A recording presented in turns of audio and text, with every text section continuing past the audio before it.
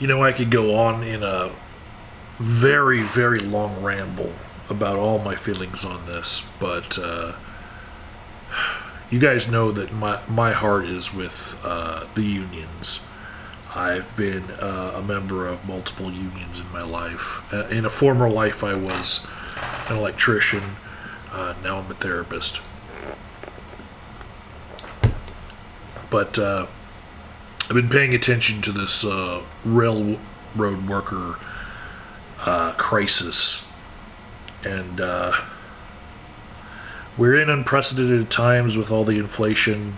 And I'm going to say unprecedented times of unemployment being at its lowest pretty much in my lifetime. So I think the railroad workers, if they're not finding the accommodations of their jobs to be, good enough, they should just quit. Congress just averted the crisis by passing a law saying, no, like, this is the deal and you have to take it. And the Senate and the House together, and like the president said he's going to sign it, and I'm like, for one, I thought Democrats were supposed to be in favor of the power of unions and workers to negotiate, but they've sure stepped in and cut out their legs from underneath them. I get that the railroad system supplying things to the entire country is important. That is why they are worth paying.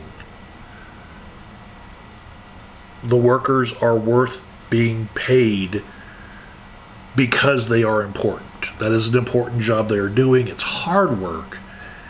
And they deserve to be compensated for it. They deserve sick days. They deserve to have reasonable hours as far as being on call and all that. And they deserve to be able to negotiate without these weird laws being imposed. It's like, why is this one thing, this one area of the economy, something where Congress can step in and say, no, you can't be striking like that? Well, it's because it might actually work. Worker strikes that will end in not much being gained by the employees. Those strikes, those they don't care about. But this one, where companies might be bleeding money, the same companies that pay these politicians lobby money, money that they have earned on the backs of these railroad workers. This time, it's all of a sudden, oh shit, we better do something because these companies are going to start, having to pay their workers a fair wage. Holy shit. They've been, giving us campaign funds for a long time. We better fucking do something.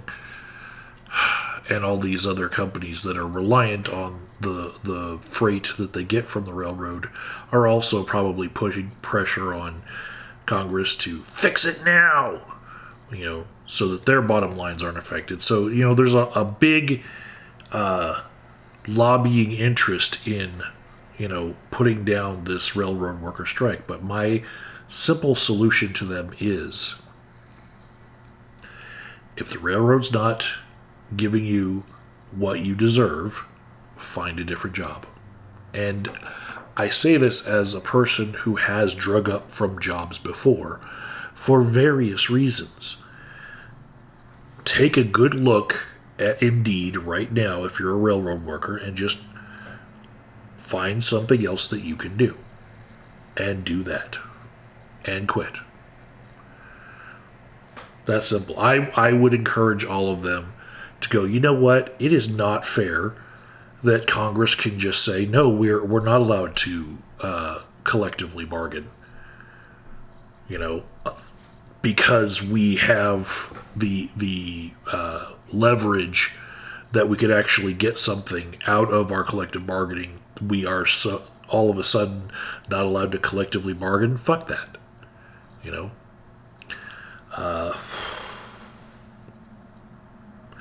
remember fondly when I quit my job wiring nacelles for wind turbines in Brighton, Colorado, at Vestas, because the union that I was actually a part of, they picketed the plant where I was working that I did not know that they were trying to salt.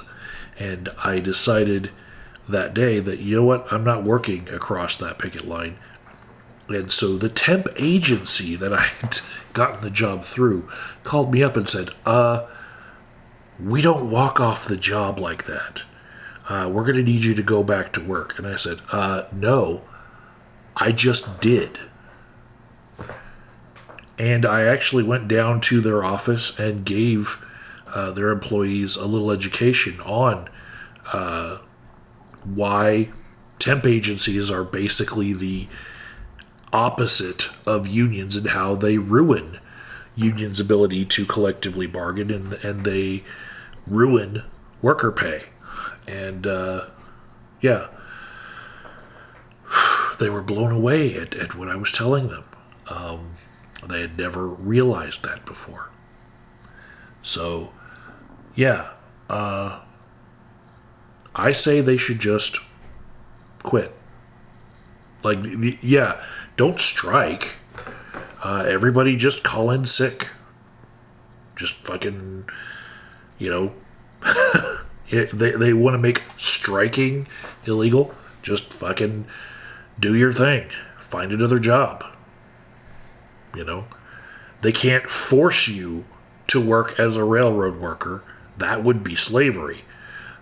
Even more than taking away people's ability to collectively bargain creates wage slavery.